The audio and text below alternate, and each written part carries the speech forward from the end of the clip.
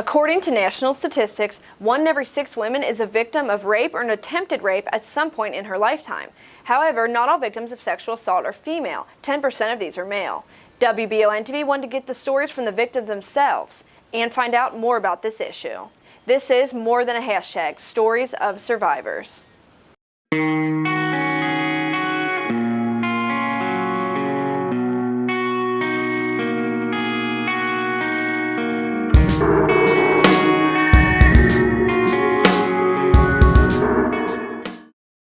In this edition of More Than a Hashtag, we visited Berea College's campus and talked to a senior who's actually about to graduate, Rebecca Stover, who told us that she had an experience with rape that she wasn't willing to discuss until she was in a small classroom environment, which was actually a speech class on campus. I was exploring in my artwork, very interested in women's issues, and realized that I wasn't very educated in women's issues. Being a woman, I figured that was something that I really needed to look into and better explore before I went talking about it in my artwork.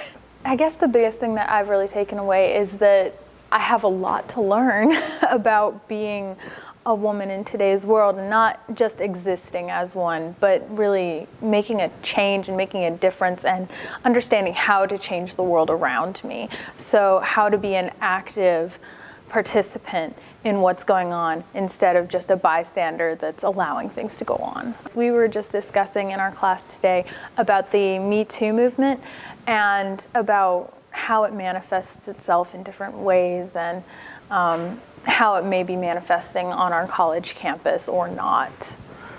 Do you see stuff like that in your own personal experience here on campus? In my personal experiences, in the public forum, I don't see it manifesting itself, but I have seen it manifesting more in small classrooms where there's a safe environment for dialogue. Sadly, it's a stigma that's more mental than is real.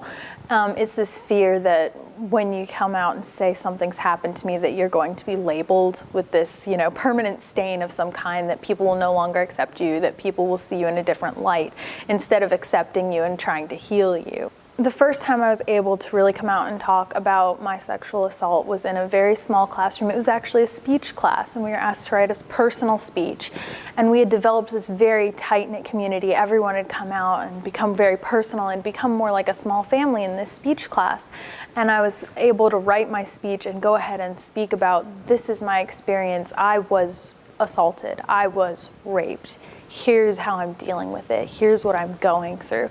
And to really be able to be that honest with a small group of people was very empowering, and it helped me forgive myself, which was the biggest hurdle of all. I was very shocked when I was younger and first starting to deal with this. It was my first year of college when I really started dealing with it, and I was shocked by the number of girls my age, my friends, who had gone through the same things that I never realized because we never talked about it.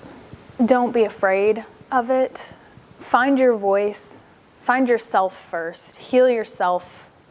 That should be your major concern. And once you're there and you have that power within yourself, you have to find that power. And once you've found that, then you go ahead and use that power to propel forward. Don't lock it in yourself. Don't blame yourself. Just move forward, and finding that voice is hard, but you can do it. You are a survivor, even if you haven't spoken out. Don't be afraid. Other women are there for you. Stay tuned as these personal stories continue in the More Than a Hashtag series. For WBON-TV, I'm Marissa Hempel.